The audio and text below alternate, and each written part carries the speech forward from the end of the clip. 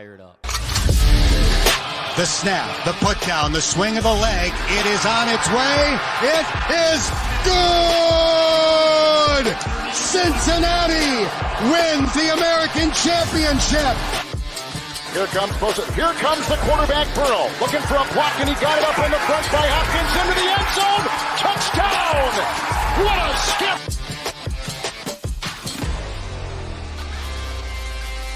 As there's a drive in a deep left field by Castellanos, it will be a home run. And so that'll make it a 4-0 ball game.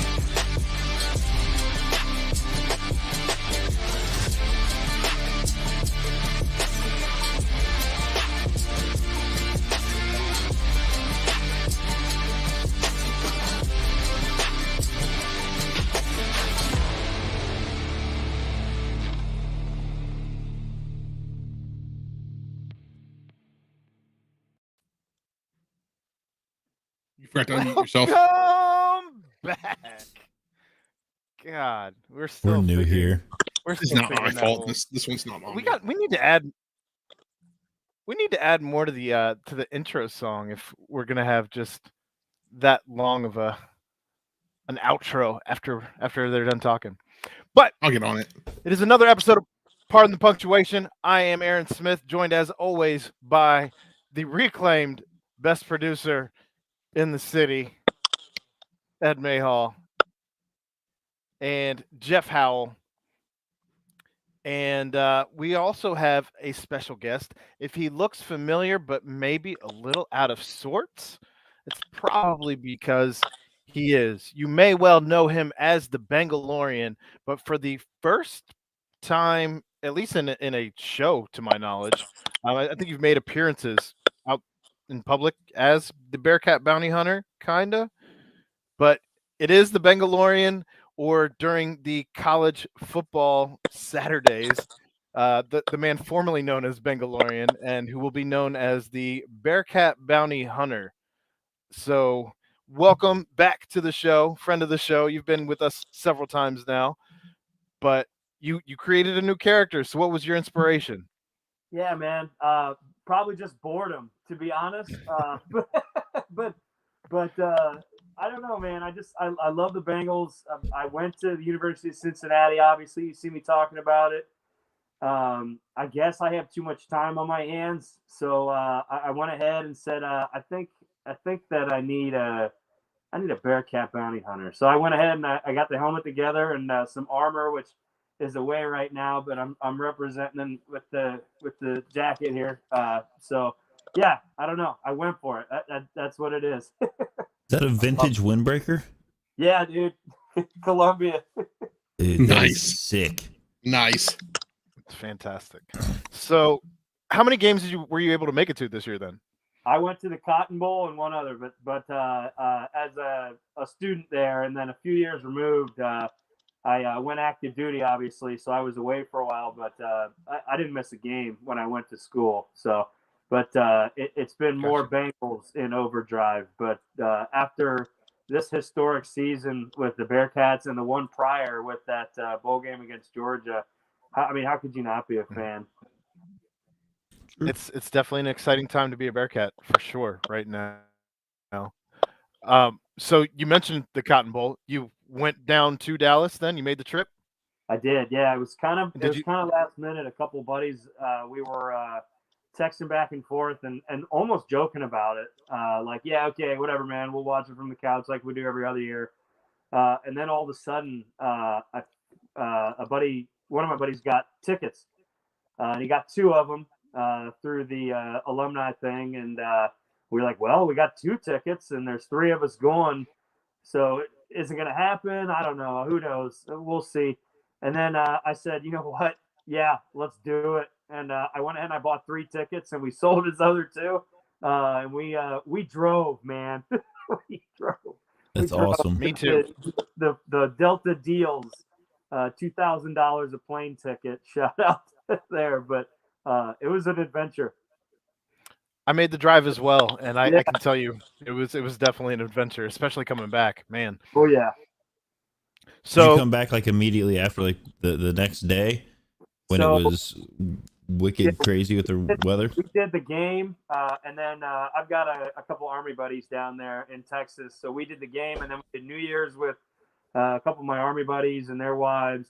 And we woke up, got our buddy to the airport, and then the guy that drove with me, we made the road trip back. But we took our time on the way back. So.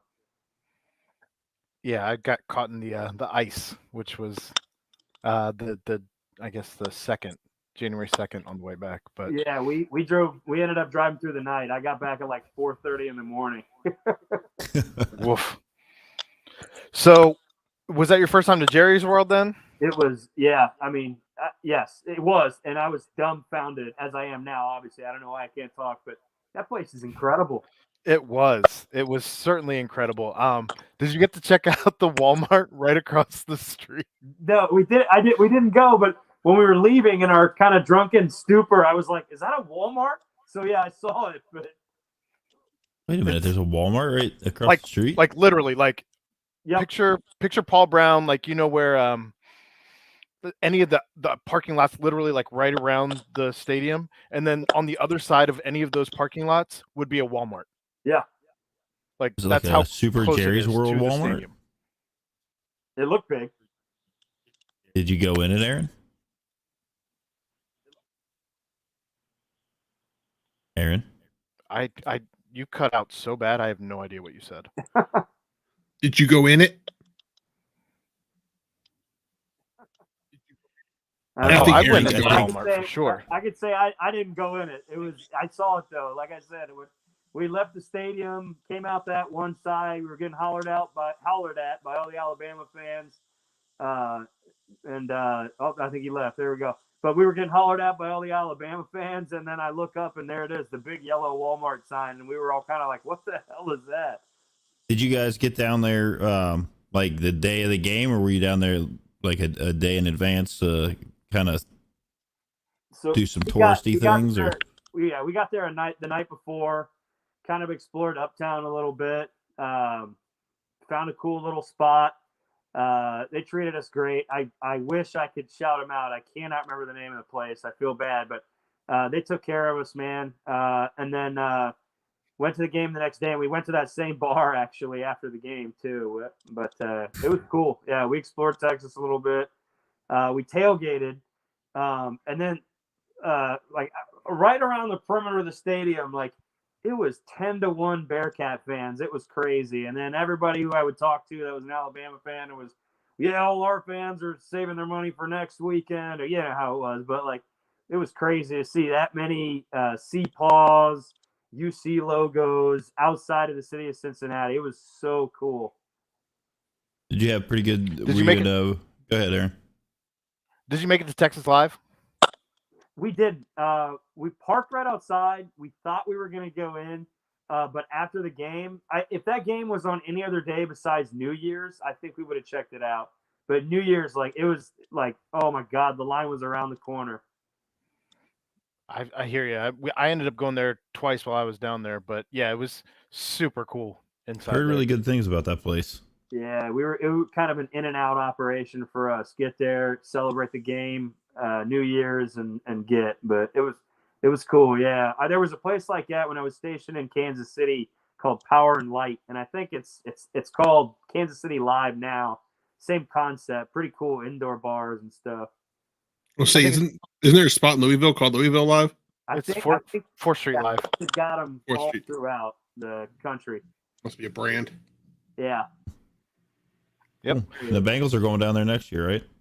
Let's do it. They play in Dallas next year. Yeah, I think so. Yep. Because I saw a lot of people tweeting about, like, I guess Cincinnati's going to take over Texas Live again. That's what we kept calling it. We kept calling it Nippert South. People were getting pretty upset. That's what I said. It literally sounded like Nippert Stadium on the TV. And I know, like, we've talked to some other guys who said, I guess, like, the way the TV setup was, it kind of promoted the Bearcat fan sounds on it was on cool. the TV. I tell you what, though, through that stadium, you heard our chants over everything, man. It was wild until like the game was over. You know what I mean? It was like, we're gonna lose. But yeah, like you heard, like you heard everything. It was loud. I thought the funniest part was when they would do like the on the Jumbotron, they would like pan through like during timeouts and stuff. They'd pan through and show like different fans. They'd show an Alabama fan, and the whole stadium you'd hear just booing. Yeah. And then they'd show a Cincinnati fan. It was just like, yeah. And then they'd show an Alabama fan, boo, and it just all you heard was Cincinnati. It was, and that was from the press box. So you're behind like the double pane glass and all that shit. It was like when they showed Patrick Mahomes, everybody was kind of like, oh, look, there's Patrick Mahomes. And then it panned over to Travis Kelce. And I swear to God, I thought the glass was going to break in that place. Yeah. That place got so loud when he came up on the board. He always has the best throwback gear whenever they show him on TV. Like, yeah, his fashion sense is what I wish mine was, I guess. I don't know. He's a cool dude. So overall takeaway then, you definitely enjoyed Jerry's World, would go back 100%. Oh yeah, definitely. 100%. I'm with you. And I was like, it was cool being in the press box because the food was top notch. You like Nippert is Aramark food. It's all catered in by Aramark. Yeah. But down at Jerry's World, there was a guy carving pork tenderloin. There was like roasted potatoes, Brussels sprouts, macaroni and cheese, like just this whole huge spread of like amazing food, chicken, salmon sliders, like all sorts of food. And then at halftime, there was a whole new spread. So you could make nachos, you could get dogs and kraut, you could get like cake pop balls or whatever. Like they just didn't have the stick in them. But the whole thing was like surreal. It was crazy. It was awesome. The food was amazing, and that was probably my favorite takeaway after the L. So yeah, absolutely. Oh, Alabama held an L last night, so they did. Are you planning on making the trip down to Arkansas for the first game of the season next year? I'd like to. I'm looking at season ticket packages. I'm looking at my work schedule. I actually just got a new job, which is kind of semi-remote, which will maybe allow me to be more mobile with heading to games. Because, I got a wife, 3 kids, full-time job. It's tough to go Saturday, Sunday, every weekend with the football. but I'm going to try to get to many more next season. I think it's going to be a fun time. I kind of did the Bengalorian. I was a Bearcat and a Bengals fan. I have been my entire life. The Bengalorian was born out of Joe Burrow and this rebirth of the franchise. And the Bearcat Bounty Hunter is kind of coming into light as this team jumps into the new stratosphere. They're going to make that jump to the Big 12 and everything, and they're headed in the right direction. So I thought, what the hell, why not? Makes so sense. Then we can expect to see the Bearcat Bounty Hunter creeping around Nippert Stadium next season. Absolutely. Heck yeah. So are you hoping to kind of we saw the cosplay thing really take off for the Bengals this year, and we saw just people coming out of the woodworks to come up with their own costumes. I feel like everyone was always trying to take it up a notch as they continue to roll out costume after costume. And all of a sudden there's just a host of characters walking around wearing God knows what at this point. Yeah. And, but it's become just this whole movement. And I feel like you were at kind of the jump of that. So are you hoping that Bearcats kind of do that same thing, or are you kind of okay being like the one and only? Yeah, I'm cool with just being me with the Bearcats, because I look at our collegiate team, right, and that kind of craziness is for that student section, Right. I'm not trying to take anything away from the students, because they're the lifeblood of that stadium, the lifeblood of that fan base and the crowd. I'm a crusty old alumni now. I'm not that old, but so this is just, I've got time on my hands.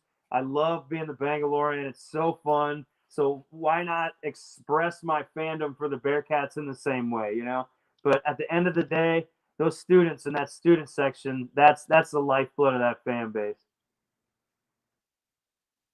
Have you noticed that other teams are starting to play Pump It Up at their stadiums and arenas, as that was kind of the Bearcats thing now? And I know we saw Michigan start to play it at their stadium there towards the end of the football season.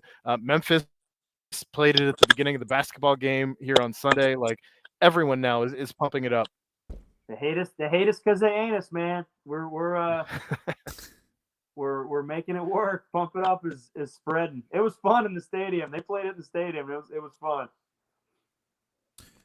I wonder if that's something that's gonna like stick around as like kind of UC's thing for a while here, or if they'll like maybe they every spring they try to like come up with some other new thing for each team to kind of be their identity.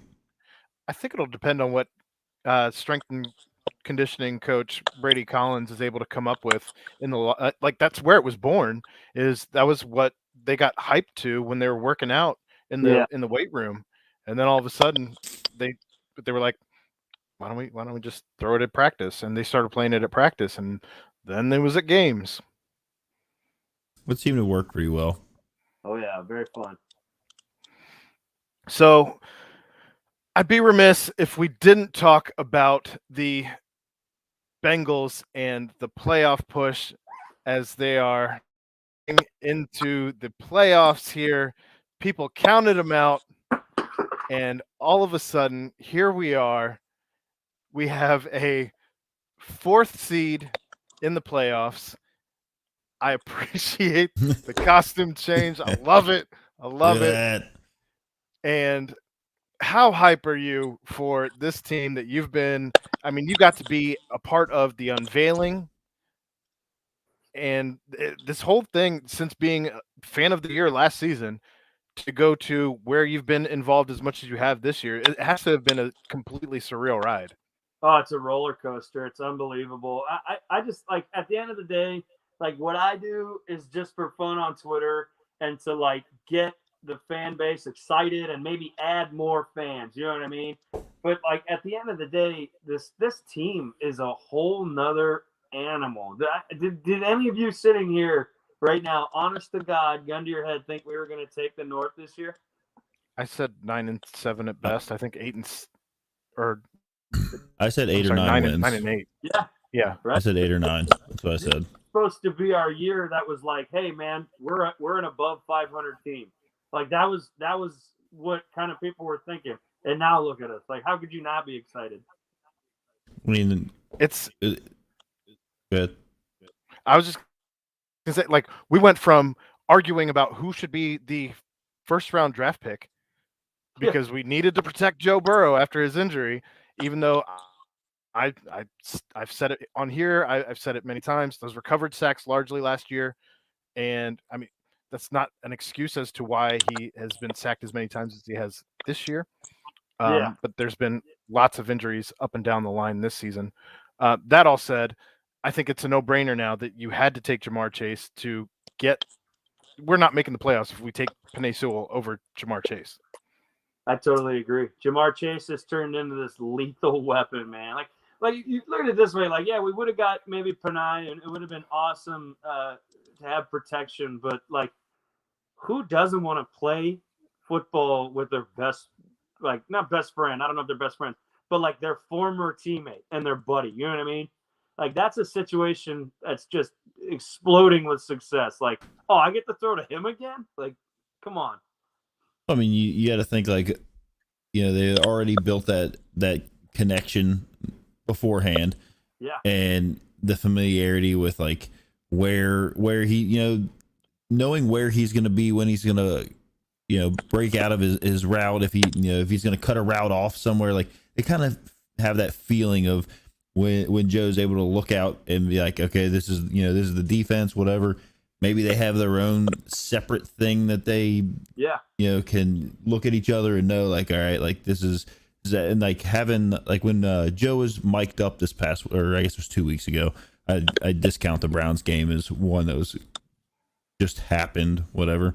But the game, right, the game against the Chiefs, when he was mic'd up and he's like, he just kept saying like, we're gonna hit that whole shot, and then I'm pretty sure he changed the play on the one where Jamar made, where he hit the whole shot down the field. He was I think split out wide left and literally just ran by everyone.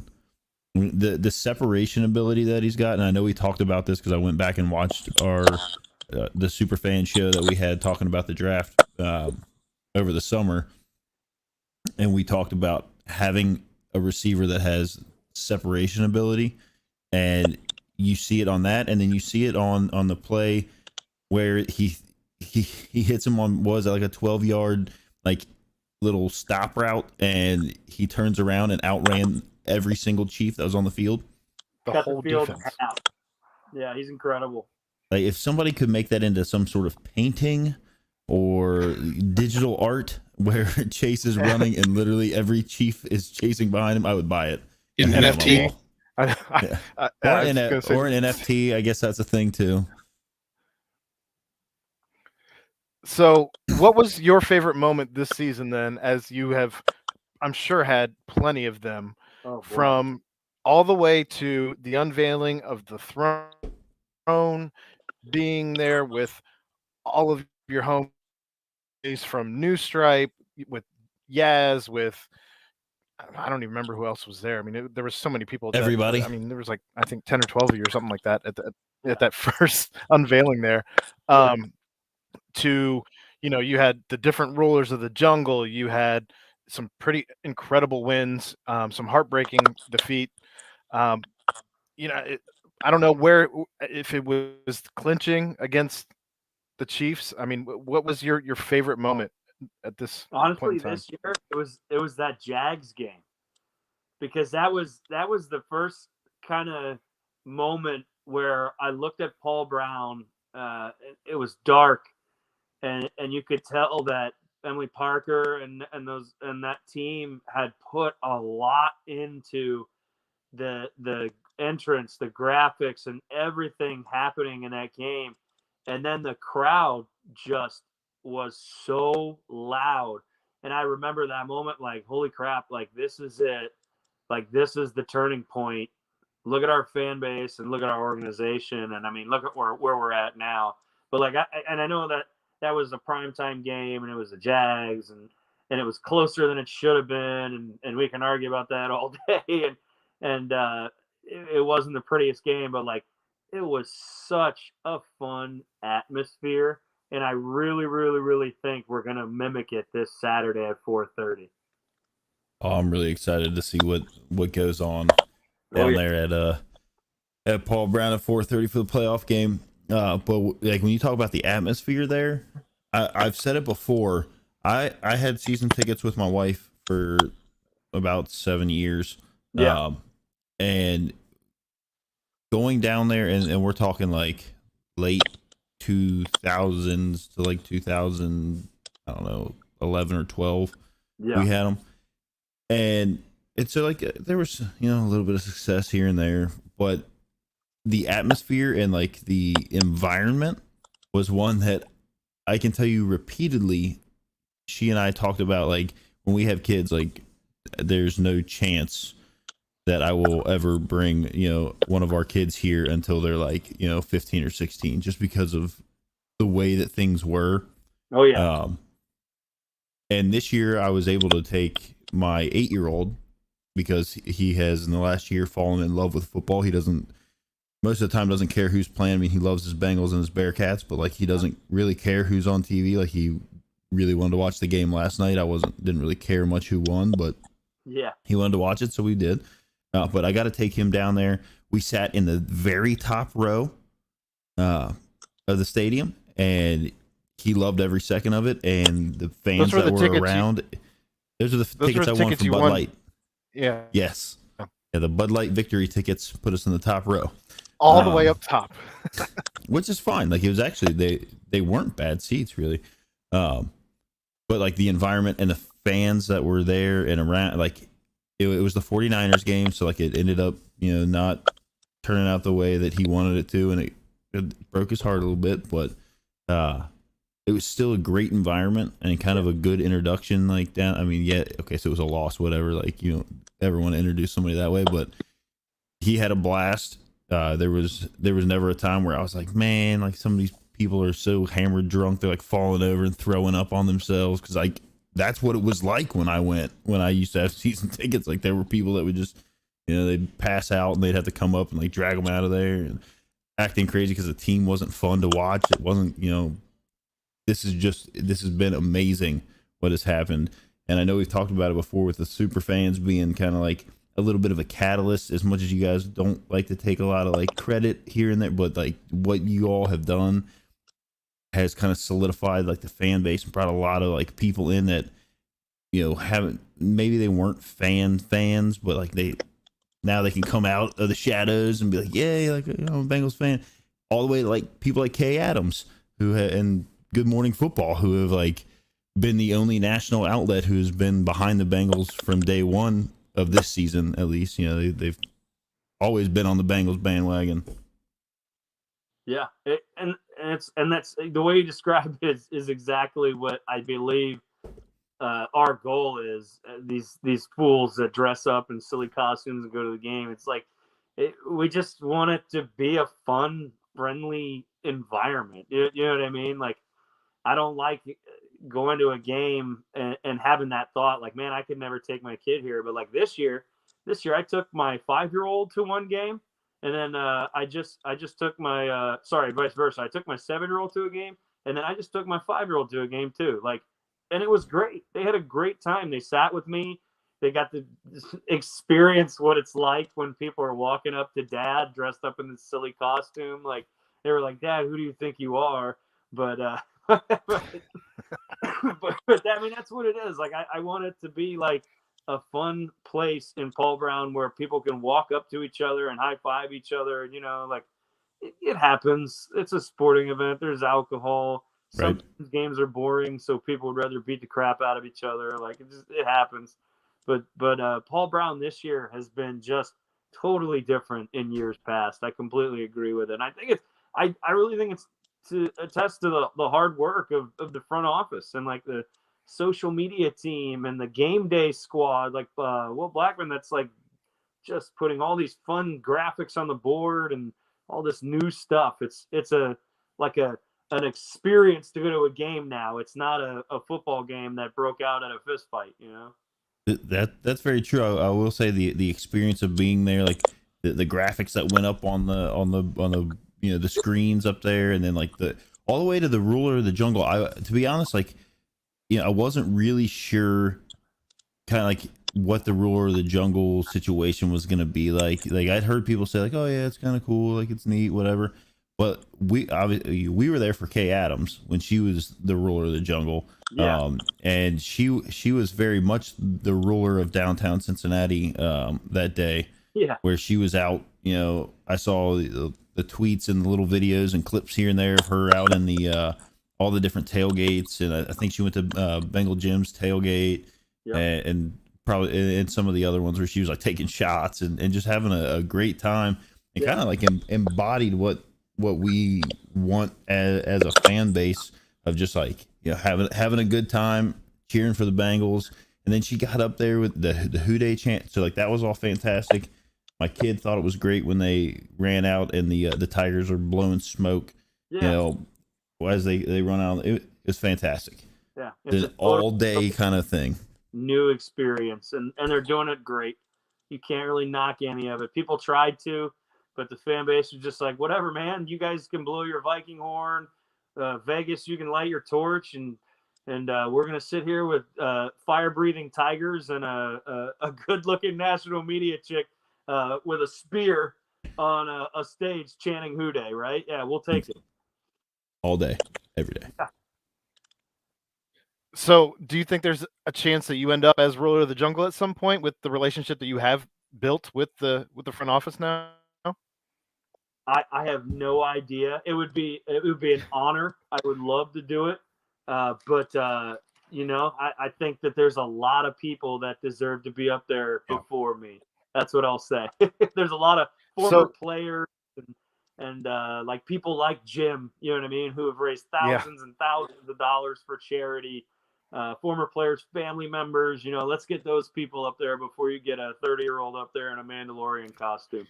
And I do want to clarify, I called you the fan of the year last year. It was Who Dey. Pepsi.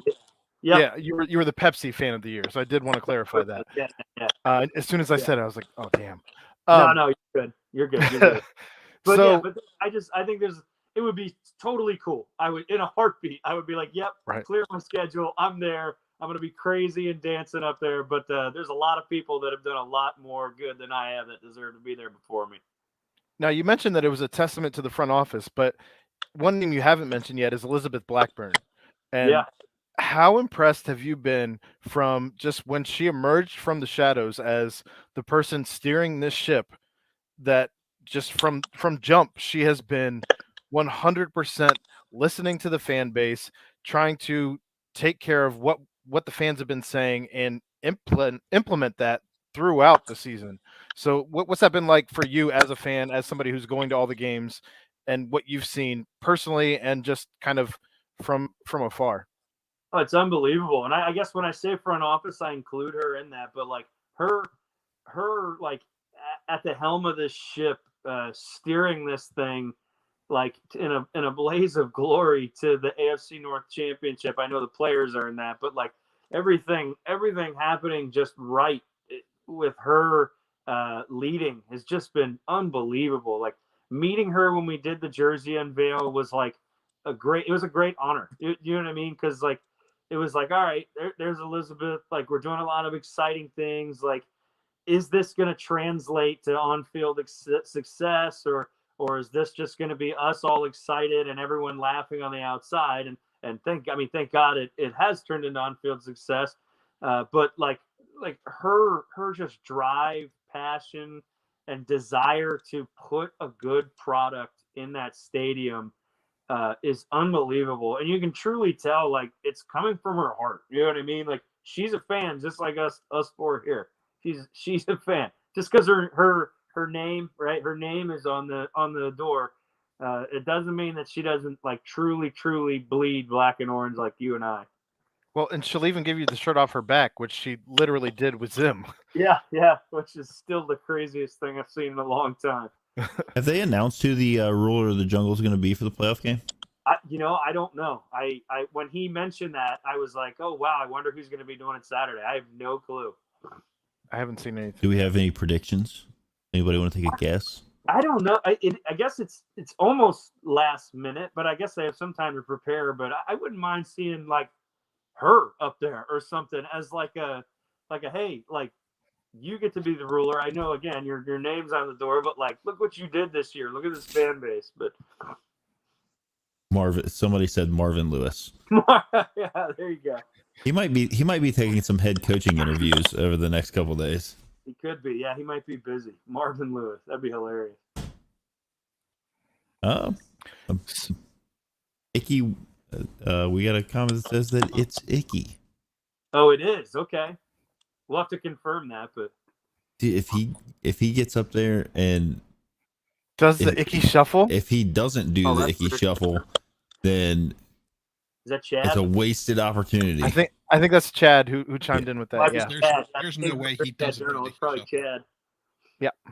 But yeah, if he doesn't get up there and like I know the new age gritty, but like we all remember the icky shuffle. So. But what if he does the icky shuffle and then does the gritty?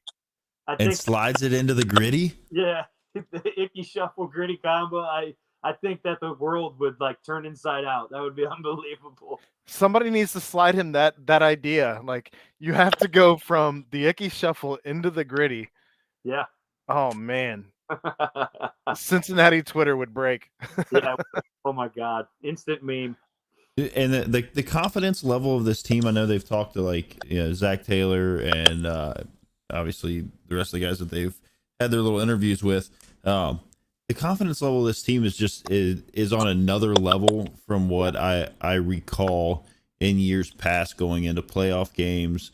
Obviously, like their swag that they've had all year is a little bit different because it seems like it stretches across like the entire team, like all the way down to guys like like Clark Harris or who, you know what I mean? Like it's just a different environment.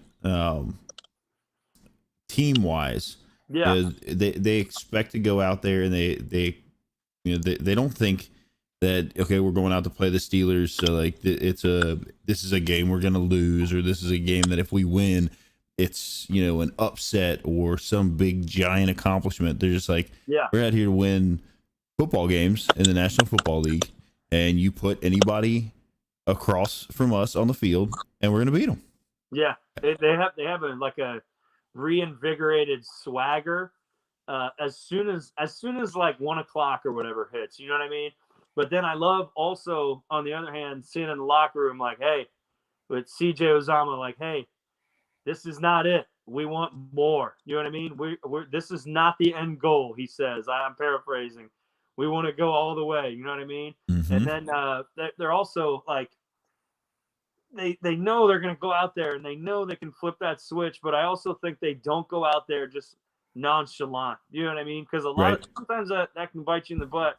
But I think guys like CJ and Burrow, like, they don't let that happen. You know what I mean? They're like, hey, yeah, we're good now, but like, you still need to play football. Nothing's going to be given to us.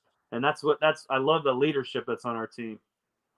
So this playoff game is against the Raiders, which is kind of a perfect storm in that it is a chance to exorcise the demons of the curse of Bo Jackson by beating the Raiders. And I honestly don't think it could come against a better team, because it is the Raiders. So what were your thoughts when they announced that it was going to be the Raiders, not the Patriots?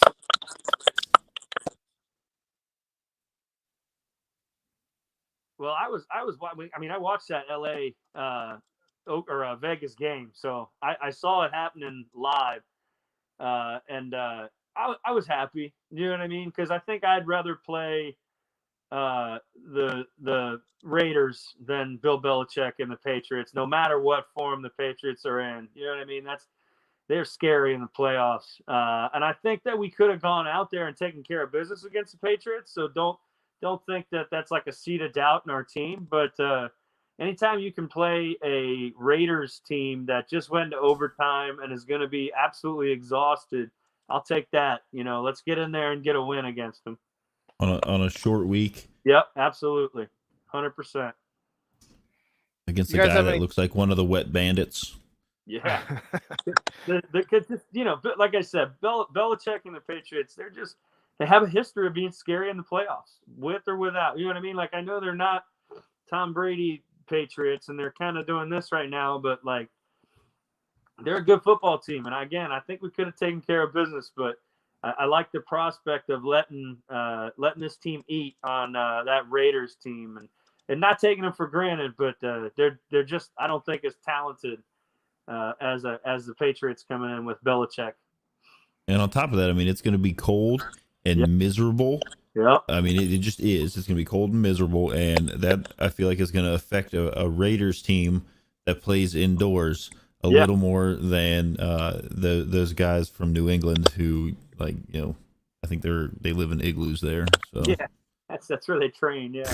Right. Yeah, I agree. I think I do. I think the short week, the fact that they had to play essentially an entire extra quarter of football, they're gonna be sore, and they're not gonna show it. You know what I mean? I think initially, they're gonna come out and they're probably gonna have a play that punches us right in the gut, just because that seems to happen to us. You know what I mean? But I think maybe as the game goes on, it's gonna start to show a little bit. I think it's gonna be like, oh, wait a minute, this Bengals team has still got some vigor, and this Raiders team is starting to wane. I don't know. That's just my guess, but we'll see.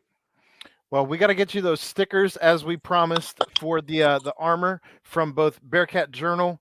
There's 2 coming from Bearcat Journal, and then 1 also coming from Pardon the Punctuation. Ed's got some there, so we'll make sure that we get those for your body armor there. Derek Carr, 0-5 in games under 37 degrees. Never scored more than 17 points. That's a bad omen. Okay. I think his highest quarterback rating in those games was like a 78. Wow. So we'll get you out of here. I know you had a hard robbers from Home Alone. Yeah, the wet bandits. One of the wet bandits. I know you have a hard out of 10 o'clock, so we'll get you out of here. But any last words before you depart? Before you say anything, keep in mind, you are going to see the Bengalorian, as always, at Paul Brown Stadium, and you will now see the Bearcat Bounty Hunter showing up at Nippert Stadium. So any last words for us before you go?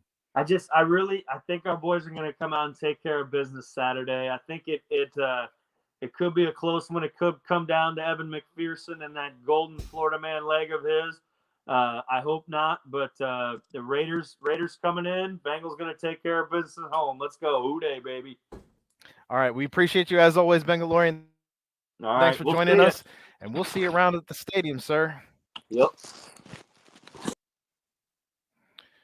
What a fun dude. That is fun. It's awesome. It's pretty Like cool to see. his ability to he's been making like some other helmets and garb for, I guess, like some of his buddies, like for other teams and whatnot. He's got a Predator helmet. I saw that he tweeted out, which is like ridiculous. It looks like he's got like rubber hoses that he connected to the back of it for like the Predator dreads, which we might now need for the newest member of the Cincinnati Bearcats. Just picked up because I believe his Twitter picture is of Predator. Talking about Nick Martin. Yeah, that dude just committed yesterday from Hawaii. 6'6". I think he's listed at 190. I'm hearing that he may be somewhere like 182.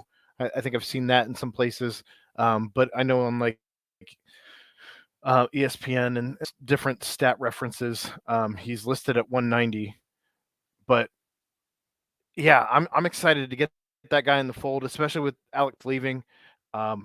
It's good to get a tall guy who can go up for the ball.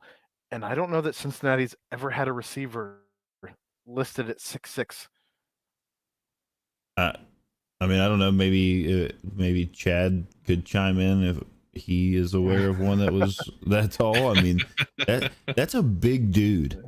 That's a big dude. So, just so we're clear, today, the AP ranking came out for the final AP ranking, and we ended up 4th. And this dude from Hawaii, I'll reserve my descriptive terms, but he bumped UC all the way back to 6, and I can only imagine that it's because we stole their best receiver. I mean, probably. It's revenge. The revenge game. What a bum. He had a coming out party of like roughly 45 catches. I think it was just shy of that. Almost 1,000 yards, averaging like 19.8 yards per catch. Like, let's go. And that's why, that's why it doesn't matter like what your star ranking is when you get to, I mean, I guess it does for some, like whatever, but from what I saw, he was a 2-star recruit when he came out of high school.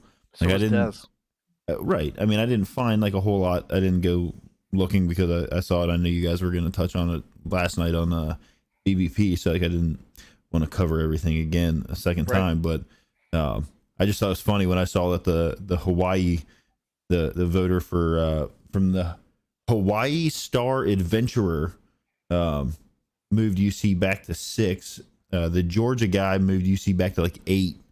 But they did get a lot of love in the 3 spot. Like they don't have the tabulations on this thing I'm looking at right now, but I can only imagine that UC was probably pretty close to sneaking into that 3 spot. Went from Canada to Hawaii. We did talk about that last night. That's a brilliant move.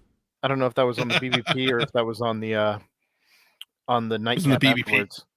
But yeah, you know what though? I can't imagine that there's a lot of like college scouting that goes on into Canada. Maybe maybe that's why his star ranking suffered a little bit coming out of high school. Like if he didn't get out to a lot of camps in the United States and wasn't seen, they're just going off tape an awful lot. And they're just going off tape and kind of just whatever they can see. I don't know. I'm glad he's here. He looks like a great pickup and a guy that I think Justin Williams is the one that I don't know if he broke it, but his tweet's the one I saw first, and he said that he's going to be a good fill-in guy to take over the spot of Alec Pierce, who's also a monster that I'm sad is not going to be here next year. I think it'd be fun if he, as a tribute to joining UC as a tribute to Hawaii, started wearing puka shells in his braids? I'll be down. I'm here for that. That sounds like something that might be a little bit dangerous on a football field. I'll keep growing this out. like Marty. And then I'll do it. Marty Gilliard had puka shells in his braids. Under his helmet? Yes, like not many. It would just be like one or two, like scattered throughout his braids. Like it was just down at the bottom. It would just be like a shell. Do you also want him to have like a Gatorade bottle full of maple syrup, since he's from Canada, to kind of represent that too, Aaron? I'm just saying, like, it'd be kind of a tribute to Marty, a tribute to Hawaii. Just saying, I don't know why. The only tribute I want to see to Marty is just catching touchdown passes. Let's just do that. Too. That's cool. Just climb up over the top of anyone specifically from Arkansas in the first game. Yeah. Just jump over everyone. Like, I'm like, okay, you're right. There it is. One single puka shell. I told you. Point, Aaron. Man. But that guy, I mean, really, like, I plan on spending the next couple of days looking up some highlights of this kid, because I can only imagine that they're awesome. I mean, he played for Hawaii. I don't know, like, really what their schedule looks like during the year, as to who they play against. I mean, they're. Yeah, he seems like a dude that's going to be wicked. I mean, like, you're either gonna have Evan Prater, who was a very high recruit, or you're gonna have a guy like Ben Bryant, who is just a drop back pass guy that's gonna be able to sling him the rock. Yeah, it should be fun. And speaking of Ben Bryant, that move also came this week. So, what did you guys think when you saw Ben Bryant back in the fold for Cincinnati going into next year? I mean, initially I was like extremely surprised. You know, like a guy that leaves and then comes back. How often do we see that? Well, I mean, the transfer portal is new, but just as Cincinnati team in general, how often we see guys leave and want to come back? Well, I mean, I think he's back as a graduate, right? I believe so. I think that's. But he has 2 years of eligibility. Correct, because COVID gave everybody that extra year. Right, if I've read correctly. So, I mean, look, I mean, here's the deal, and we've said it before. It's cliche as all get out, but like iron sharpens iron, and if you are a Bearcats fan, because listen, I went to the same high school Evan Prater went to. All right, like, proud as any alumni can be from high school, and in Cincinnati, that's a big thing, right? Where your high school is, where you went. So I would love nothing more than to see, you know, Evan Prater come out, make a name for himself as one of the best quarterbacks in the NCAA, and tear it up. But I also would rather see the Bearcats be in the best position possible to win football games. So if that means that Ben Bryant is the starting quarterback, then that's what you got to do. You got to bring in competition. You got to, and the who's the other kid that they're bringing in? Richardson. Is that how you? Luther Richardson. Richardson. So yes. You've got him coming in. There's going to be competition, and you only get better. And if you shy away from it, sorry, like, if that hurts your feelings that somebody's coming in, and I'm not saying that that's how anybody's taking this at all. I fully expect that there will be a very, very tough, hard fought competition. It's nice to have guys that are there. God forbid injury happens to either one of them, to have somebody that is able to play. Ben Bryant has experience. What Evan Prater's done in high school is very well known. He hasn't had a lot of tape in college. Well, there was less than, I think it was less than 40 snaps of experience going into next season before Ben Bryant came back. And that's crazy to have less than 40 snaps of collegiate experience in your entire quarterback room. When you are the number 4 team in the country in the final 8 poll. So you also have to consider that Evan Prater is the highest ranked offensive recruit ever. I thought there was a defensive guy that they brought in that was higher than him. No. the highest rated recruit ever. Why do I feel like there was a defensive guy that they just got that is higher than him?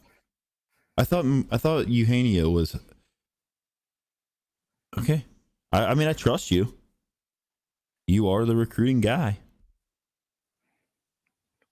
Sorry, Aaron. So my initial thought when I heard you come back was that spring training, and you guys said it last night, but this was my initial thought.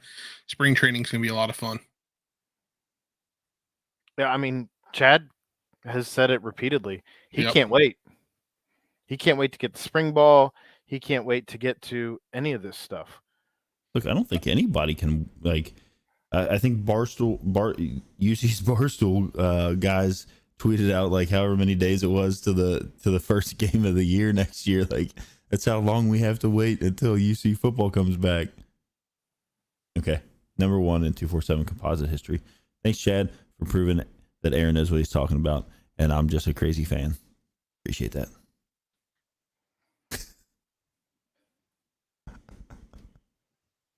Yeah. I for whatever reason, I don't know what's going on with StreamYard, but I'm not able to share my screen. If you scroll down to the bottom of that link I gave you guys, though, Ed, you can share that, and it shows all 9 of the top recruits ever in Cincinnati's history, led by Evan Prater. Then you got 2 guys from the class of 2010 in DeJuan Lewis, Kemba Tompkins. Mario Eugenio is the number 4 recruit ever. Is Eugenio the number 1 defensive recruit? Was I right at any point in time? He is the number 1 defensive ever. Okay. Correct.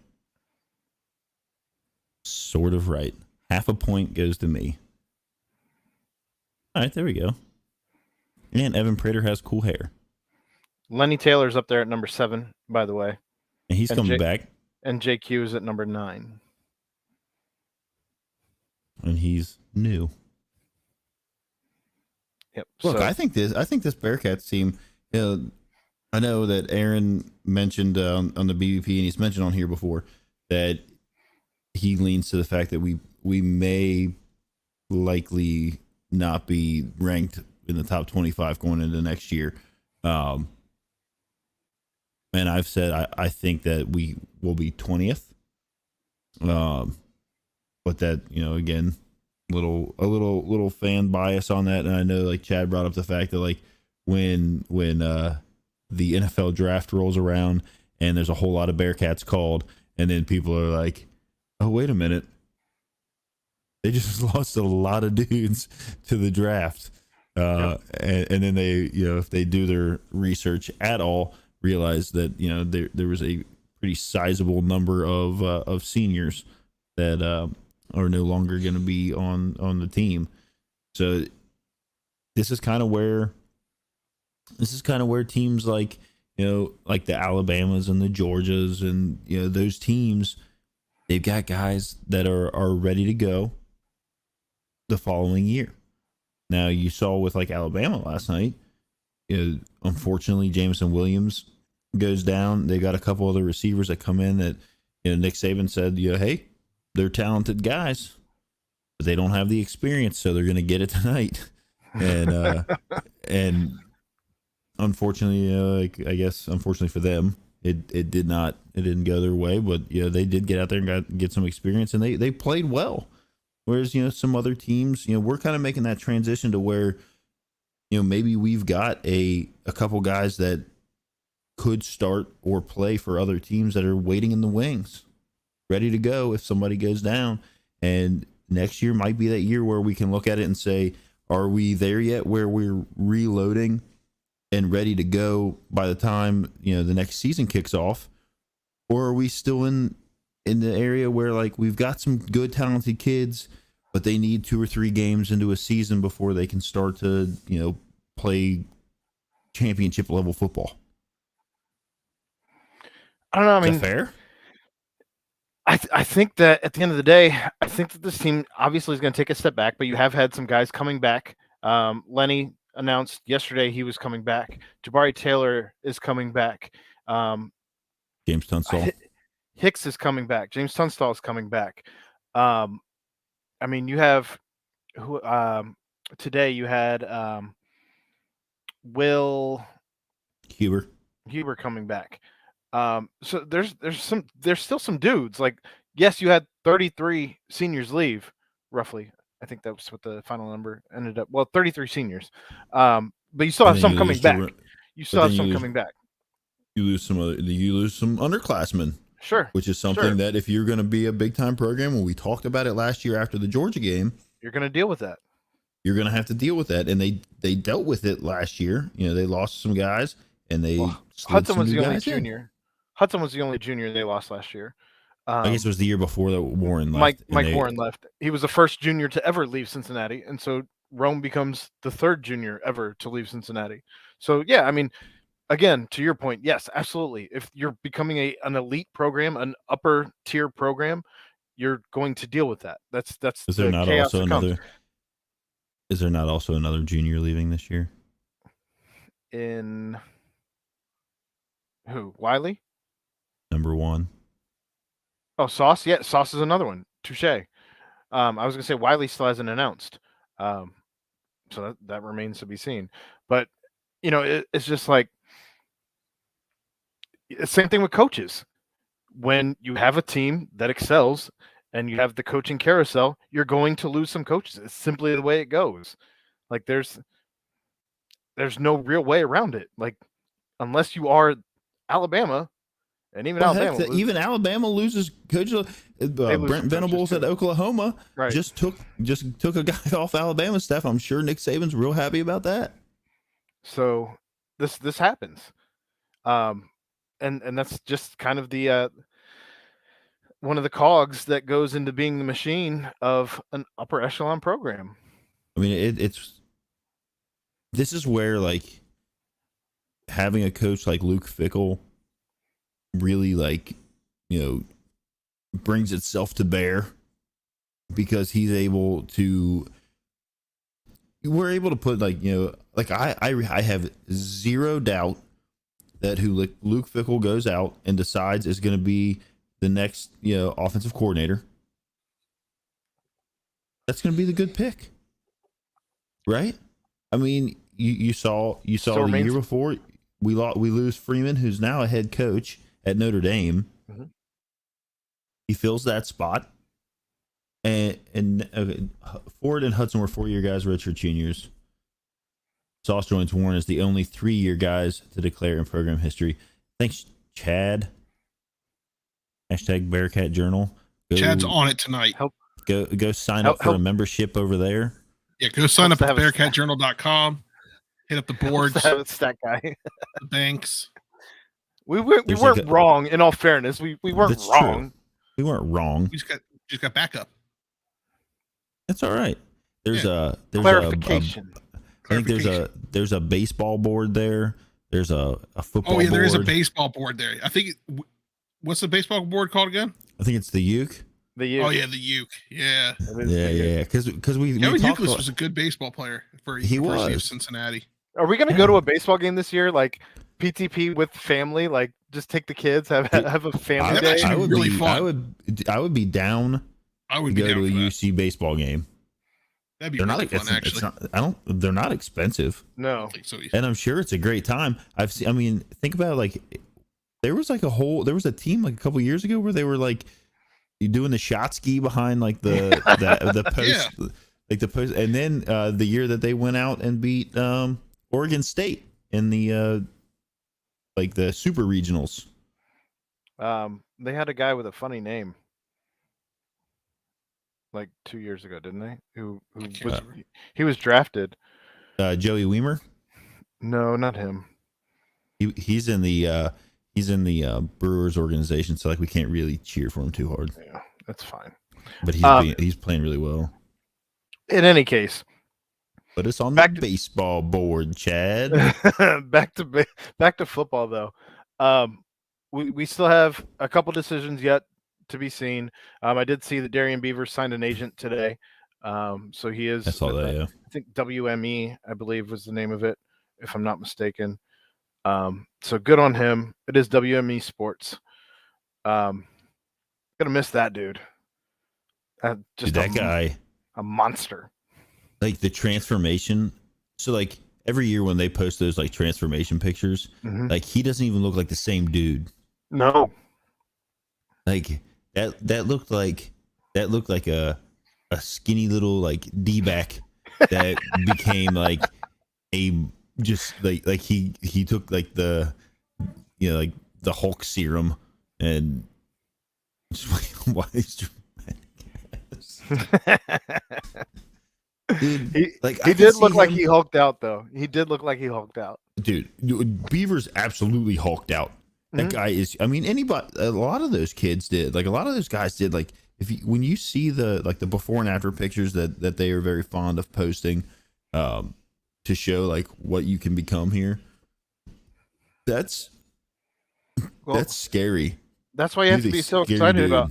That's why you have to be so excited about all the kids from this recruiting class that are already on campus and they're already huge. Well, and they're working with Brady. Well, that guy is, I mean, you guys know from having him on like BBP, but like, and then the the squat fest and all that kind of stuff. Like we've said it before, there's clearly like a few screws and cogs loose in that machine. And Brady? And yes. He's a maniac. He's the best kind of maniac though. He's a maniac. You have to be a maniac in order to be that. There's also there's also a bum in our chat over here. He's talking about some, I don't know, like he can't spell boldly. He spells as well. He spells as well as his brother.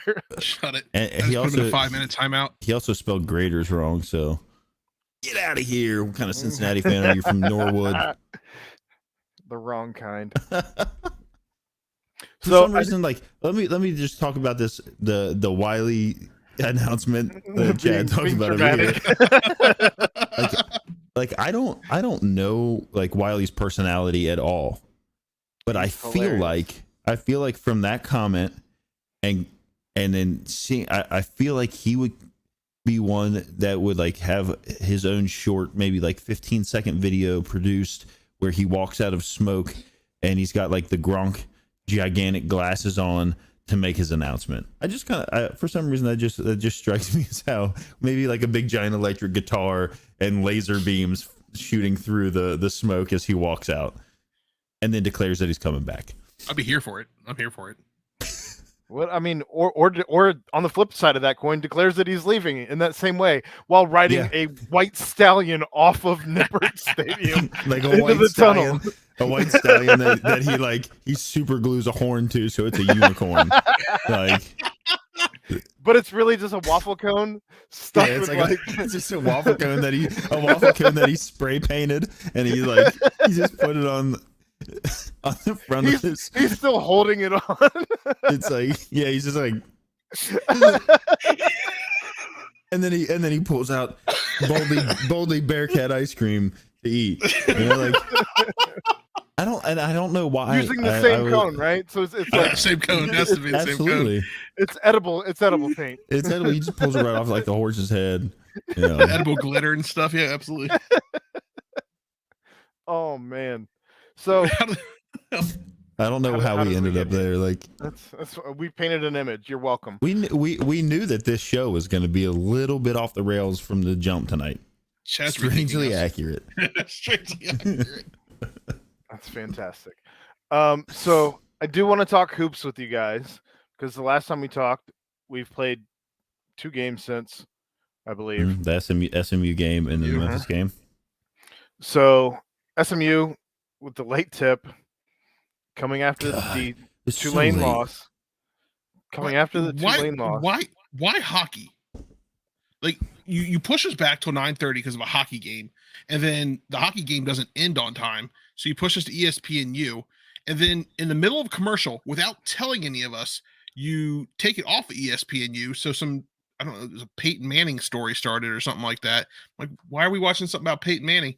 And then you realize once you get on Twitter, oh, they moved it over to ESPN. What was that all about? That's how ESPN operates. I go back to why is regular season ESPN, or why is regular season hockey on ESPN the flagship station? still beyond me.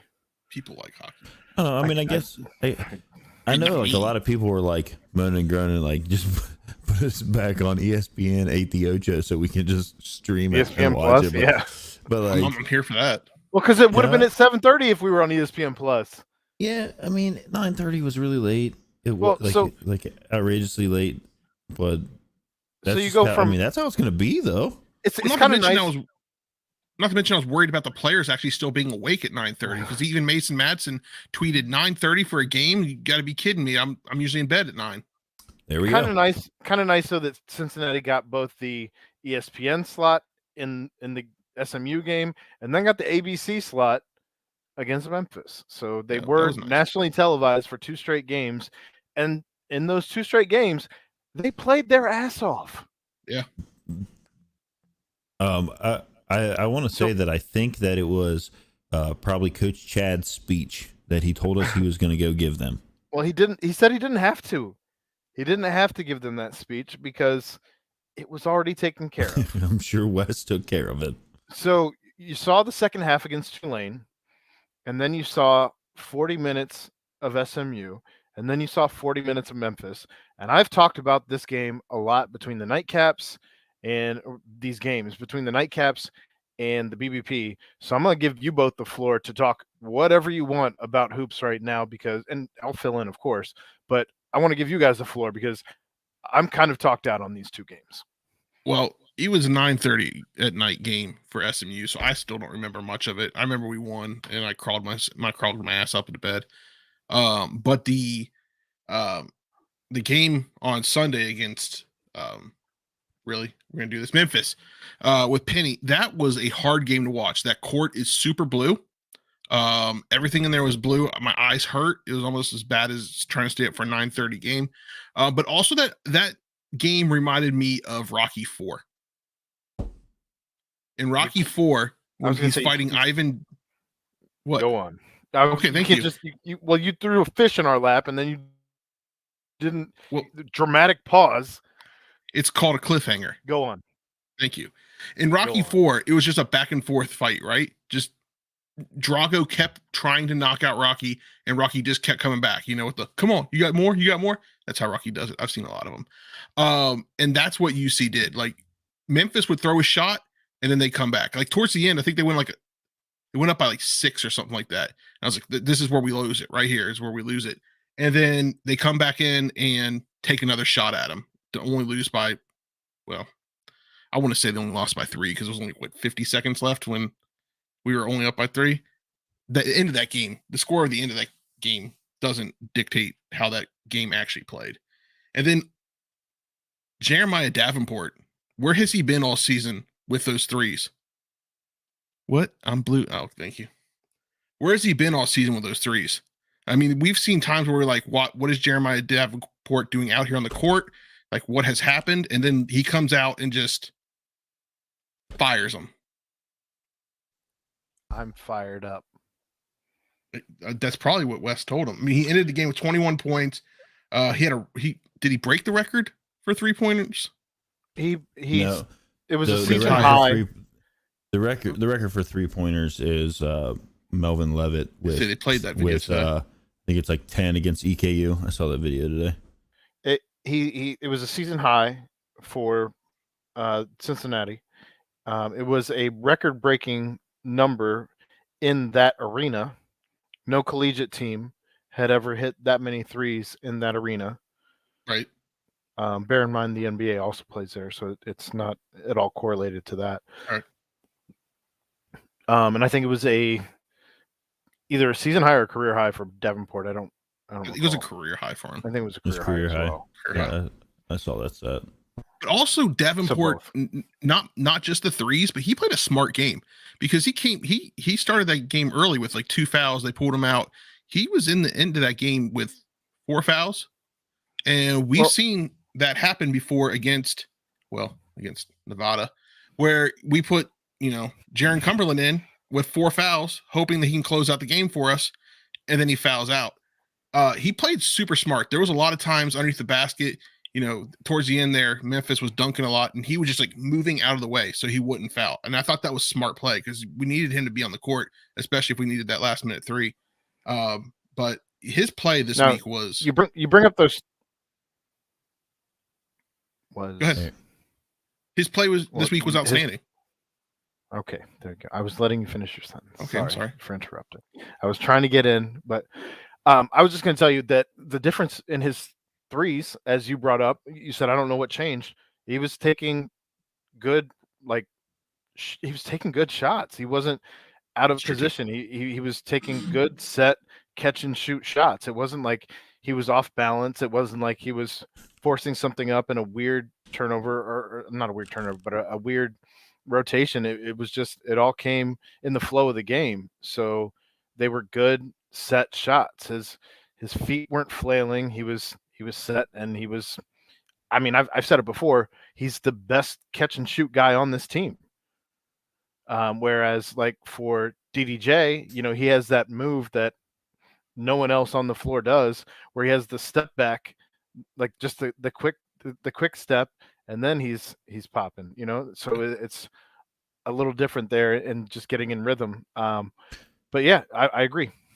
Which is crazy because last year I said it numerous times that I thought that Mason Madsen last year had easily the best catch and shoot of anyone. Yeah. But I'll agree. Like Davenport, a couple of those in that Memphis game, like he would get the ball, and I'm like, oh no, like I don't see where. But that there would be like a slight delay maybe, where he would let a Memphis guy try to close out and be in bad position, and his ability to shoot there was really good. I thought John Newman looked really good in that game. John Newman did look good in that game as well. In the Memphis game, I do agree. Like, so against SMU. Well, I missed the whole first half of the He Memphis did play game good against we were SMU as well. Yes, we were out with the kids, right, for birthday celebration stuff. So like I missed the whole first half of that. I got home, saw they were down by 6.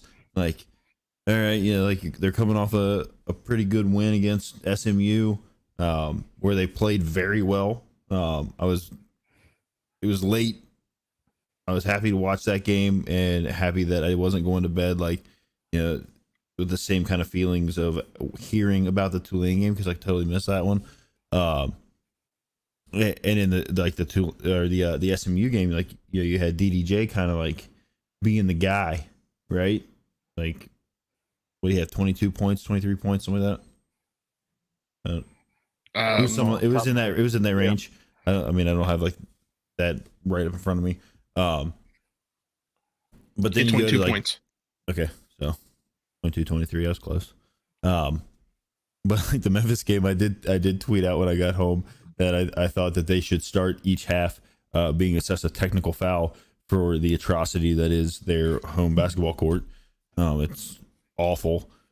I know we talked at the end of the game that there was a ghost foul.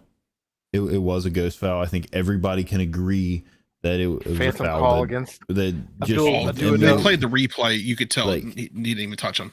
It just wasn't there. Does it suck that kind of like really impacted kind of the end of the game? Yeah, UC I think ran out of steam a little bit.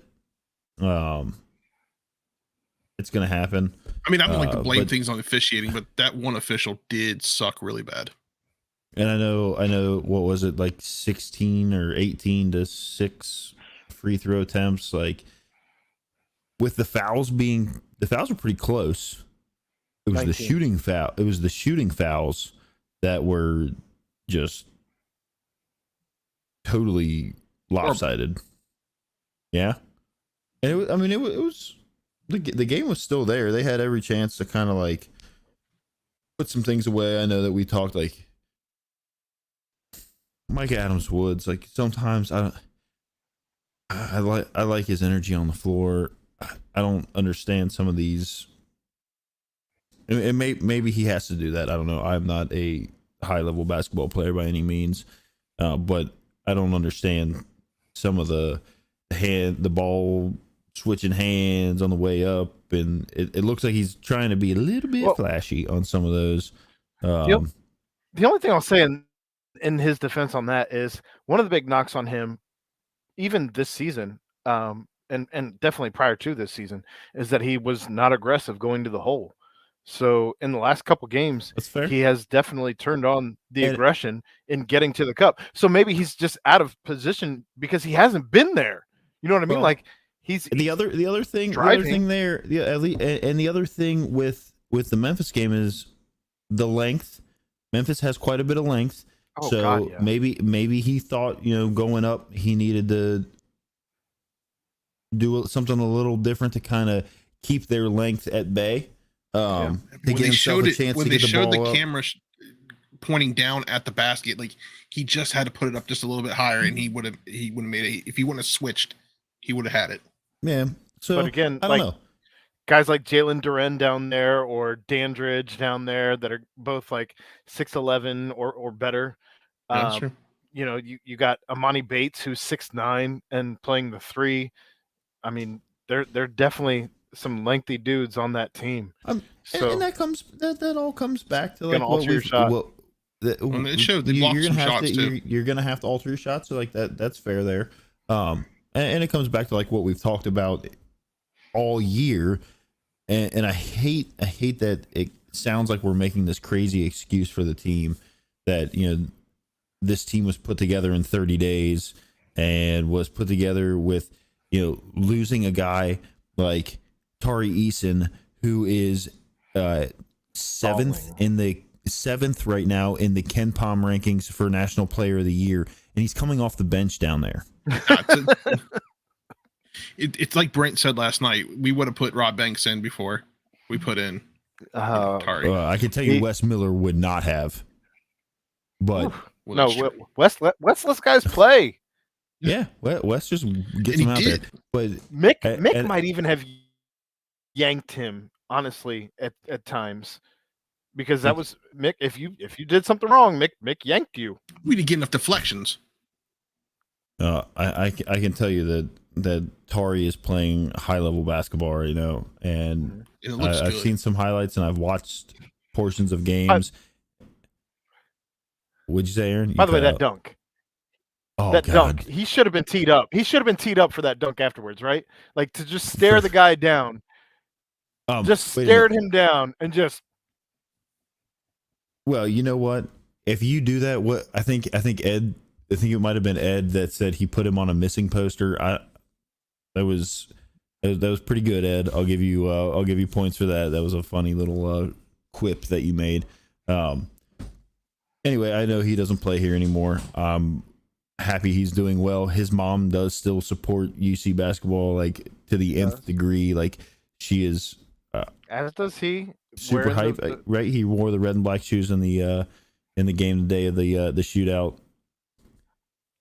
Coming back, now that you're talking about somebody that should have been called for a different foul, the dude on the Memphis game that put his whole hand and palmed Newman by the face and just pushed him to the ground. I'm fairly certain that they called a double foul. Well, yeah, they called a double foul, which was dumb. That's a flagrant one. At the very least, it's a flagrant one. It's not a flagrant definition. It's the definition of a flagrant 2. It has zero. There's zero basketball anything involved in that. Can you imagine someone palming your face? Like that's a big hand. That's what I do to my kid when he tries to tackle me. It's like the thing that came out of the woman on Predator or Alien or whichever one it was, where it's like. I'm not saying by any means that is like the tipping point in the game. Like, come on, when you've got when you've got a guy that just he turned around and palmed him by the face and just pushed him onto the ground. Like that's not basketball by any means. And Newman's also not like a small dude. No, not at all. Not a huge dude, but not a small dude. But in any case, I mean, if you want to talk about that though too. Oh man, what are we gonna watch the? And then just the stare and the shake. That's where the T should have been, but absolutely. But I'm here for it. He almost went to. Did he go to a Jordan Shrug after that? And I know we texted. After the game, after the Memphis game. We kind of went back and forth a little bit on it. Well, you talked about the no call. I think there was a no call on the steal. The very last steal of the game where Memphis ends up with the ball again. Like, I mean, don't get me wrong. I think that whole offensive call. I don't know if I think Wes said in the post game presser that he was trying to call a timeout and he didn't get the timeout because he wasn't being loud enough or something along that line. I don't know if that was that particular possession or not. I believe it was. Yes. But I think it was a little confusing that it looked lackadaisical. It looked sloppy. It looked like something was missing, and I think that they all probably expected the timeout, but that never came. And then they tried to kind of force something, and then it obviously that's not gonna work out in your favor. 9 times out of 10. I also don't expect it to be something we see again this season. Something sloppy like that within 10 seconds. Like we saw the inbound pass that didn't work out earlier this season. With like 3 seconds left or something like that, they tried to throw that alley-oop that didn't work out, and all of a sudden the game was over. And I don't think we'll ever see that again.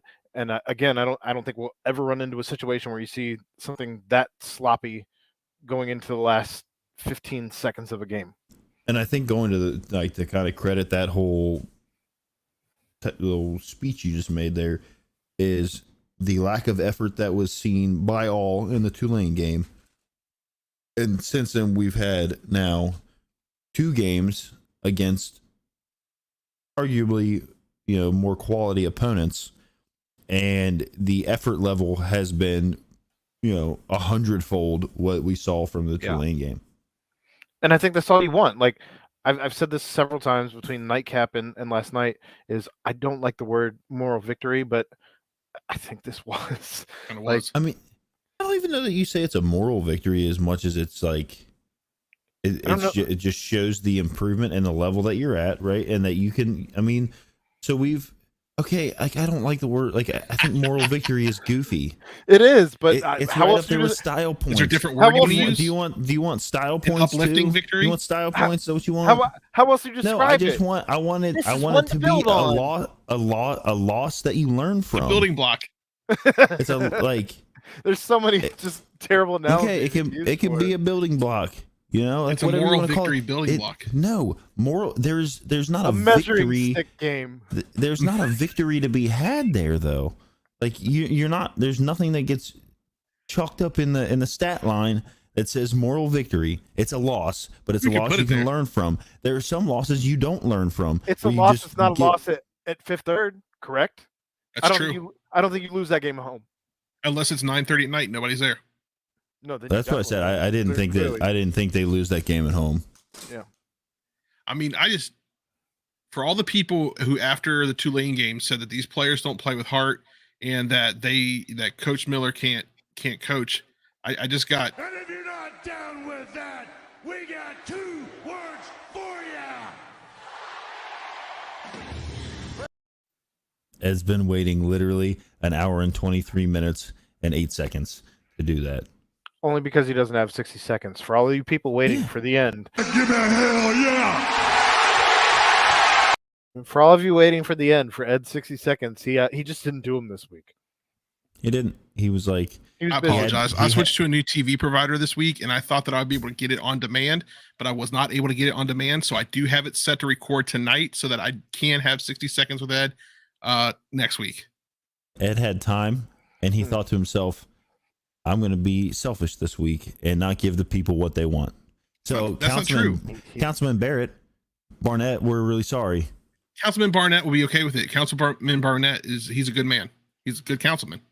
He's probably going to stop listening to the show now that you've done this. He's nothing mad, like Tommy Tuberville. Nothing like Tommy Tuberville. Ed. He's not mad. He's just disappointed. Disappointed. I understand. I hear you. I mean, if it helps, I am drinking a Steve Weiser tonight. Broken Skull IPA. Steve Austin. Straight from Texas. I don't think that helps at all. It doesn't helps me. Well, it might help you, but it doesn't help anybody that was waiting for your 60 seconds. This is an IPA that's crazy IPA. Huh. What a description. Thank you. Hey, Unreal. I did hear that apparently the MLB people are going to get together and talk on like Thursday or something, and maybe Transition. maybe once that happens, we could get our buddy Clay back on the Clay? show for a little bit. I Clay think still that like us? I heard he was on a different show last night. I'm telling you right now, when baseball is officially back, I think we bring back Clay and our buddy Ryan Castellanos and do a little baseball round table. Regardless of Nick. That could be lots of fun. I heard Clay was starting to. Maybe we look at getting some UC baseball players of. I want Josh Hamilton. I think Josh Hamilton would be fun. Good luck. You were just down in Texas. You could have tried. Sorry, not Josh Hamilton. I heard Clay started his own podcast called Early Josh Late Harrison. Night Reds. Josh Harrison, not Josh Hamilton. Jesus. Oh, I thought you said Josh Hamilton. I did. He did. Yes. Okay, He did. all right. Wrong part of the city. That's where my eyes got like Just this big. saucer Me too. eyes. I was like, I don't want to talk. I mean, I meant Josh Harrison.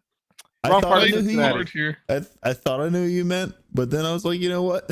I don't know. Maybe Aaron's really spreading the wings here. This is 4. I'm just saying. Yeah. It's an Astro. It is. It's the red cream Which one soda. is that? Ooh, the red cream soda is good. The one that you can get the 24 pack at Costco. We were Ed, supposed to go there, huh? Ed, are you going to be doing anything special, different, watching for the Bengals playoff game this weekend? I'm thinking about just going to Midwest Best, getting a bunch of G-Funk wings, and just grubbing out on the couch. I do have a kid story for you, though. I'm pretty excited about because I know you get to share yours. And I've been waiting for that moment with my kids. But my youngest on Saturday night, he said, Daddy. And I said, yeah. He said, do the Bengals play today? And I said, no, they don't play on Saturdays. They play tomorrow and Sunday. Okay, but is it a big game? And I was like, I mean, it's against the Browns, so yes. Okay, good. Do the Bearcats play tomorrow? I said, yes, Bearcats play tomorrow. Is it a big game? I said, it's against Memphis. We hate Memphis. Yes. Okay, good. And so when he went to bed, he had to find his Bengals hat, and then he asked his mom to wash his Bearcat hoodie because it's too big, and he wants her to shrink it. Well, and then he wore his hoodie. That's how fan bases stay, He wore his hoodie growing. and wore his hat and didn't watch any of each one of the games. But he's getting close. He's getting close. I will be doing something different, Jeff. Yeah, where are you going to be? I am going to be. You're the ruler of the jungle. I am driving. It's Icky Woods. No, it's Icky Woods. I know. With Cal Scrooby doing the halftime show. I saw that. I am driving back on Saturday to Cincinnati to go and tailgate down at the stadium. I have lived 2 blocks from the stadium all year. And you haven't gone once. I haven't even tailgated once. Aaron, like you could literally go down, tailgate, walk home, and watch the game. I'm in Athens right now, bro. I mean, well, I understand that, but I mean, like for the majority of the season, there's been, I think, 3 games I watched from home that I was. Jeff has a solid point. I was home for. I've been at home for 3 games, I think, and even then, I stayed in because I had other obligations after the game that I couldn't go tailgate and get trashed and let the cards fall where they may. Are you going to the game or are you just tailgating? Saturday, that all changes. I'm not going to go to the game. I'm going to go back to my house and watch it where it's warm in my apartment. Yeah. Blocks from the game, but I will still hear the stadium roaring as I always do when I'm at home.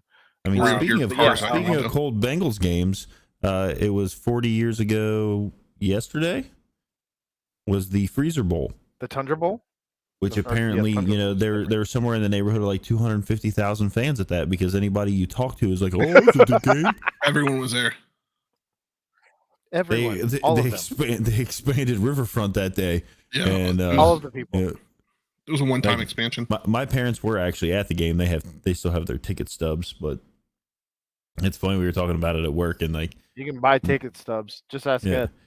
Ed probably has like every one of them because he's probably one of the guys that like pulls them out of his wallet. And he's like, "Look, I was there." What's that supposed to mean? Buy ticket stubs? Just ask Ed. That you collect memorabilia. Look at all the stuff behind you, Ed. I don't know that I have ticket stubs. Oh, yes, I do. Okay, good point. Fair point, Aaron. Anyway, So, but yeah, so that was a cold game. This weekend is going to be a cold game, and Aaron is making the smart, educated decision of going to go tailgate, get a little drunk to stay warm while he's tailgating, and then head back home to where it's really warm.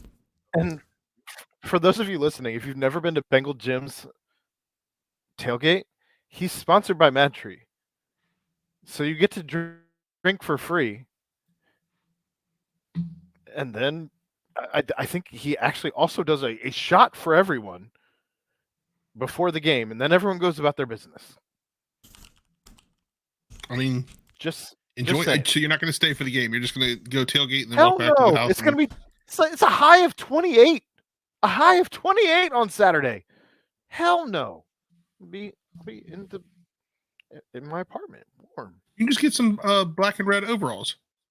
I mean, I'll be wearing my Nike, like, it's not thermal underwear or anything, but it's like they're what you wear underneath to stay warm. That's like fleece lined and skin tight. I'll be good. I wear Under Armour. Of course you do. Saturday. Oh yeah, 28. That's what I said. So, I'm a little disappointed as well that you don't have your 60 seconds. I'm sorry. I apologize. With Jeff just bouncing on us, this would be a wonderful time to do just that. That's on me. He did have a small emergency. I'm back. No worries. Just was voicing my disappointment in Ed for not having his 60 seconds. Bum of the week. That would have been a great time to slide the 60 seconds in. Ed. Exactly what I said. And if you're not down with that, Billy's got 2 words for you. We're just back to high school all over again. I love you guys. Give me a hell yeah. I said give me a hell yeah. And yeah, now I warned you. Now we're playing repeats. Yep. No, now we're done. Thank God. Yeah. I mean, we are just we are in that time of the year now where we're down to Bengals football and Bearcats basketball. And I mean, we could run into a portion of the year here where there might never be Reds baseball again, ever. that could be a thing. So we might have to, pick up Ed's favorite other team in the city, the Cincinnati Cyclones. Hell no! Hey, I don't hate the Cyclones. The Cyclones play some good hockey. Those games are fun. They were undefeated in the 2020-2021 season. I've lost the show. I've lost the show. Yeah. It's people like you that are the reason why hockey was on over the Bearcats versus Memphis on ESPN. No. I'm not saying that hockey should be on over the Bearcats. Listen. I'm just saying that, like, if it's a Saturday, if it's a Friday night, and basketball's not on, baseball's not on, and football's not on, then checking out a hockey game is okay. I mean, they got dollar beers. You stack them up on the rail, and the players try to knock them. I mean, that's fun shit. When have you ever drank enough beers at a Cyclones hockey game to stack? Well, I haven't. You had to drive home. Get out of here. Next. I've drank a lot of beers at a Cincinnati Commandos game with Ben Mock. You were 25 then. Pretty accurate, yeah. Yeah, it's pretty close. That was really accurate, Aaron. Pretty close, yeah. Do you have that written down? Is that in your notes? Because you're prepared tonight, whereas Ed is not prepared. 27, I think, actually. No, don't go changing it after you say he's right. No, because Michelle did that the year. Wrong, Ed. Aaron was prepared tonight. You were not. No, that's where we're at. 27, because right before we had Parker, and I was 30 when we had Parker. Anyway, no one cares. Mental gymnastics for Ed. All right. My head hurts. Do we have a bum of the week this week? I mean, my bum of the week I already mentioned, and I only noticed it at like 3:30 today when I saw that Hawaii writer bumped UC all the way back to 6. And like I said, I can only think that it's because we just stole their best receiver, probably their best player. My bum of the week. I don't know that I have one. Yeah, but I was trying to think if I could come up with one while you were talking. I don't have a But then bum I of was the having- week, but I have a congratulations of the week. Is I think after being out of basketball for almost 3 years, Lance Stevenson's about to sign a contract with the Pacers to extend him to the rest of this year, and I think they might add on a couple extra years onto it. So, hey, He's good had for a hell of a- Lance. He's had a hell of a couple games up there, Hasn't hasn't he he? though? Like just coming out banging threes. He's got his energy back. My Pacers hat's upstairs. I should have wore it tonight. If he had leaned over and blown in anybody's ear, I'd have been all over it. Well, and KD even said after the game, or it wasn't KD, it was Kyrie. Was it Kyrie? One of them after the game said that it was pissing them off that this guy came off the bench and started just blowing them up. Yeah, The Pacers did lose that game. Yeah, They they did. ended up losing it, but he set his Pacers career high in that game. Which is bananas. Yeah, Because he played for the Pacers for like almost 7 years, right? I mean, It was a long time. I went to a game. 20 points in the first like 6 minutes that he was playing. It was crazy. I wonder if I can find a Lance Stevenson jersey on eBay. I bet you can. Maybe not now. See if Brent can get me a hookup on one there in Indy. You reach out to Brent and see if he can get you a hookup on one. I will reach out to Brent. I'll make sure he's doing okay. All right. All right, you do that, Ed.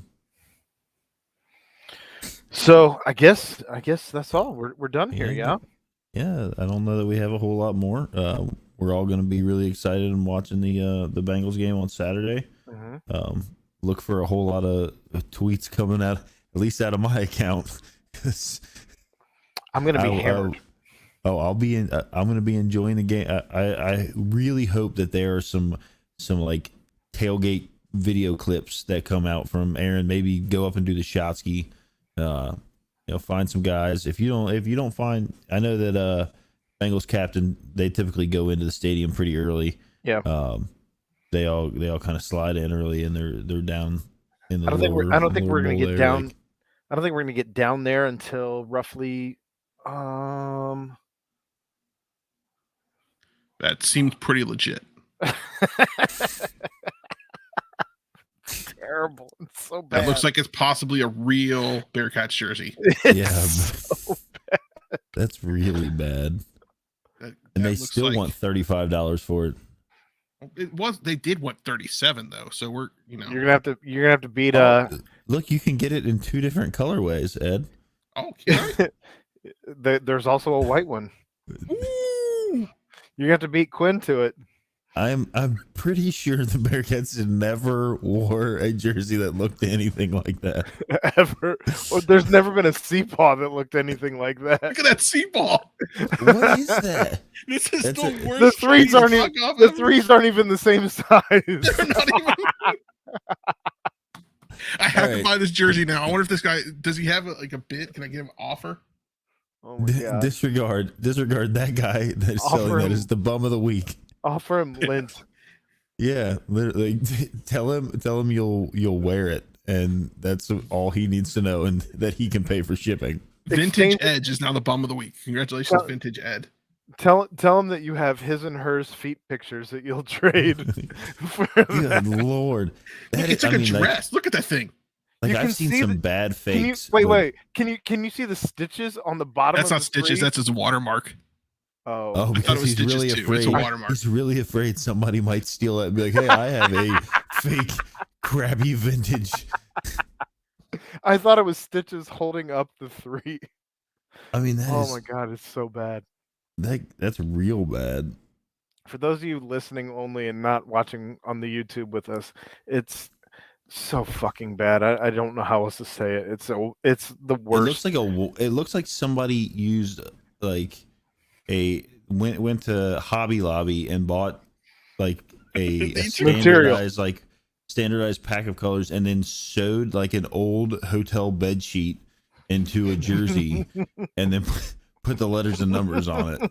That's what it looks like. I'm probably gonna share it on Twitter later. That's All right. bad. Well, we're getting out of here. thanks again to Bengalorian, a.k.a. Bengals Bounty Hunter, for joining us tonight. Love that dude. He has always been more than gracious with his time with us, and I look forward to seeing what he does with this new character and also just what he continues to do as Bengalorian. Super cool that he's been able to even integrate his family at this point. Ed, get this jersey out of here, man. Okay, yeah, I'm sorry. I could get rid of the jersey. Weird. But that was another episode of Pardon the Punctuation. Things got off the rails as we kind of expected them to. It's going to be a little more difficult at this point of the year to find content, as this is the first time we have. I mean, for the vast majority of the last 6 months, we've had 3 sports to talk about. Yeah, and 3 sports that were doing well for most of that time. So until the Reds fell off, and we'll come up with something fun and exciting. Content. But in any case, as always, I'm Aaron Smith, joined by Ed Mayhall and Jeff Howell. Thank you for joining us on Pardon the Punctuation. We'll catch you next week. Bye. Give me a hell yeah!